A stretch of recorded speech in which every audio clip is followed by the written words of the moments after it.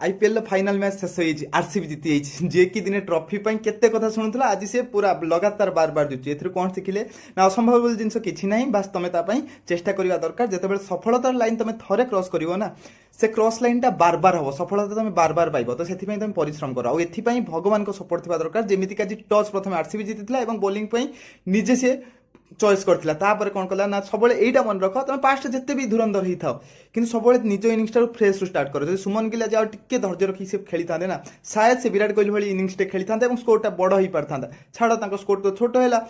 Bowler ମାନେ ବହୁତ, ଆଉ ଗୋଟେ ହେଲା ଅଭିଜ୍ଞତା। ଅଭିଜ୍ଞତା ସବୁବେଳେ ମଣିଷକୁ ବହୁତ ବଡ଼ ସ୍ତରକୁ ନେଇଯାଏ, ଯେମିତିକି ଭୁବନେଶ୍ୱର କୁମାର, ହେଜଲଉଡ୍ ଯାହା ବି ହଉ। ଆଉ ଏଟ୍ ଦି ଏଣ୍ଡରେ କିଙ୍ଗ ତ ଅଛି ନା, ତ କିଙ୍ଗ ଚେଜ୍ ମାଷ୍ଟର ଖାଲି କୁହାଯାଏନି। ଯେତିକି ଅଭିଜ୍ଞତା ଅଛି, ସେ ପ୍ରଥମେ ବହୁତ ସ୍ପିଡ୍ ଖେଳୁଥିଲେ, କିନ୍ତୁ ଯେତେବେଳେ ପରିସ୍ଥିତି ଆସିଲା ସେ ନିଜକୁ ନିଜେ ସ୍ଲୋ ଡାଉନ୍ କରିଦେଲେ ଏବଂ ସବୁ କିଛି ହାର ମାନିଲା ଭଳିଆ ରହିଲେ। କିନ୍ତୁ ଏଟ୍ ଦି ଏଣ୍ଡରେ ତାଙ୍କ ସଫଳତା ଚିତ୍କାର କଲା, ଠିକ୍ ନା ନାହିଁ?